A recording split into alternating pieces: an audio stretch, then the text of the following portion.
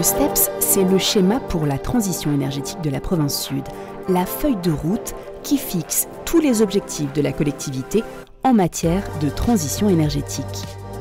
Adopté en 2017, il a été révisé en mars dernier pour être en phase avec le nouveau schéma pays, le STANC.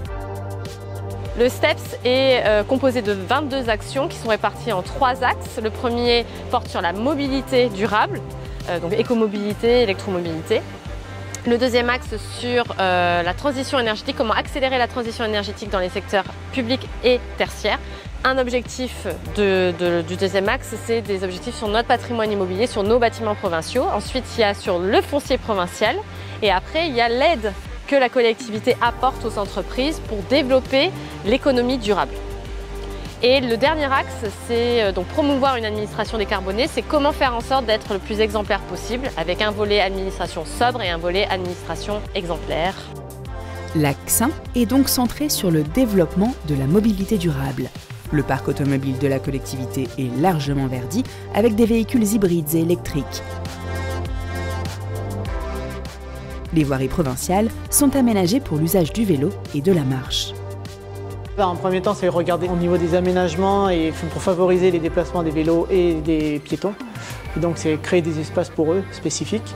Ensuite, c'est amener des services et donc amener par exemple pour les vélos du stationnement dans la continuité de leur déplacement. Et également, il y a eu de la mise à disposition de vélos électriques pour les agents pour leur déplacement, soit pour la pause du midi ou également sur les réunions quand ils ont des courtes distances à faire, principalement sur le centre-ville de Nouméa.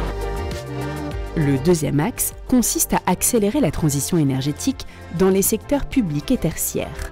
Cet immeuble en construction en est un exemple, puisqu'il est le premier bâtiment provincial à respecter la norme PEB, Performance énergétique des bâtiments de la Nouvelle-Calédonie, votée en 2020. Des brises soleil, 2 cheminées thermiques pour une circulation optimale de l'air, des peintures claires pour réduire la température intérieure, ou encore des espaces verts au cœur du bâtiment, une véritable conception bioclimatique à laquelle s'ajoutent des panneaux photovoltaïques. Elle accueillera 160 agents de la province. Afin de limiter le réchauffement du bâtiment, on a largement prévu de planter des arbres aux abords, permettant de créer de l'ombre sur les bâtiments et également de réaliser des toitures terrasses végétalisées, notamment un potager partagé pour les agents. Le bâtiment sera également complètement autonome puisque avec ses panneaux photovoltaïques, il produira plus que ce qu'il consomme. La finalité est de garantir un meilleur confort thermique intérieur au niveau des bâtiments sans forcément utiliser la climatisation au niveau du rafraîchissement des locaux. L'axe 3 traite de la promotion d'une administration sobre et décarbonée.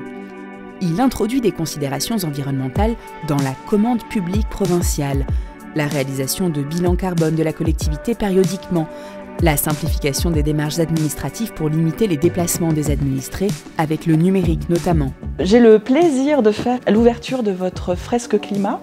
Merci beaucoup de s'être saisi de cette opportunité. La province forme et sensibilise les administrés.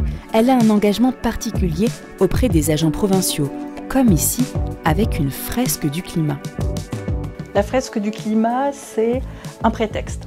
Un prétexte pour faire en sorte que les collègues, qu'on soit nouvel arrivants, mais aussi collègues de longue date à la province, de pouvoir s'intéresser, se saisir de l'environnement, que ce soit en protection, mais aussi en valorisation.